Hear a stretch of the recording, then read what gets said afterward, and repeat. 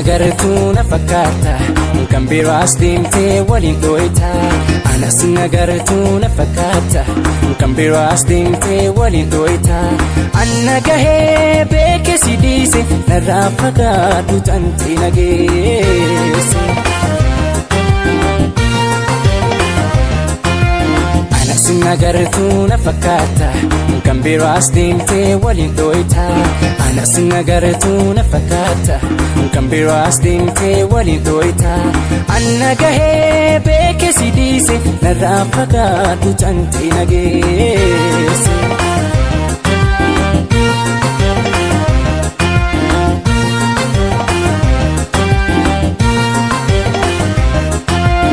Edaanna sobdee sobaan jiraata deema dibattee na miita.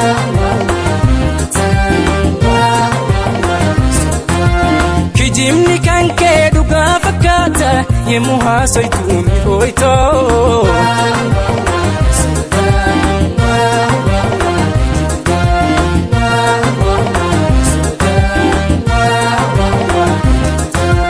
Hundumaa fakkaachuun yoo jireenya taatee kaani kan waan jettu silaa osoo beektee haalli keessa baasuu dhiisi bira yoo rabbiin sodaattee hojii tan ta'e beekeera sin barbaadu agarra kakka keetii si faahiruu deemi biraa. Hojii tan ta'e beekeera sin barbaadu agarra kakka keetii si faahiruu deemi biraa.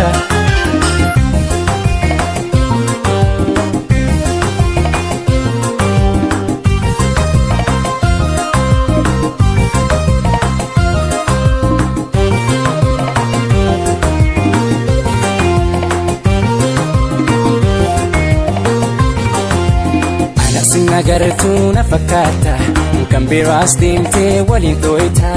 Anas nagartuu na fakkaata kan biraas deemtee waliin dho'ita.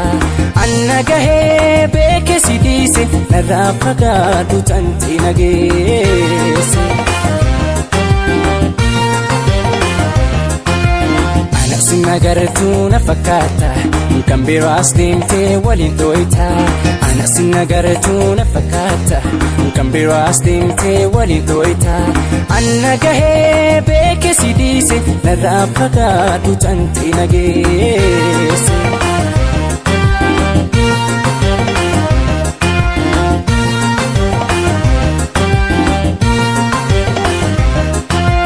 Badiite hundaa sifirra dabree halkaniif guyyaa biraaree.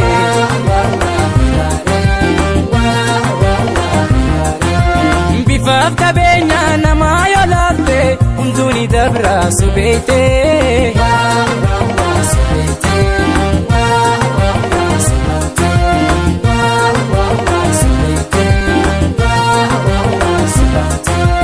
Jaalalti guddattee gowwaa nama gootii waa hunda so arguu siifirra dabeetee amma obsu obsee boontuutiya obsaan miidhameetee badii tan teessisee deemi feera nageessee rabbiin guddaan si haadhiisuu si eebbisee.